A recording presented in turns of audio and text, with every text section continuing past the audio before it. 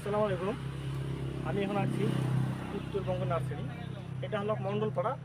এখানে প্রকৃতির সৌন্দর্যটা অনেক সুন্দর, তাই আমি এখানে আজকে ঘুরতে আসছি। তো এখানে আসার পর দেখি আমি আমি এক দর্শনার্থীকে পেলাম, যেমন আমার বড় ভাই। তো আসসালামু আলাইকুম। আপনার নামটা একটু বলবেন?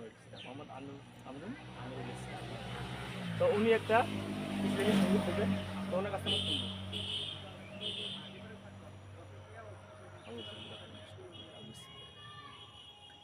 হারিয়ে যাব একদিন আমি, রব নাই ভুবনে চিরদিন।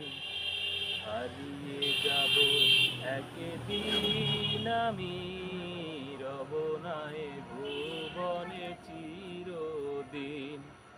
পড়বে কি মনে আমার কথা।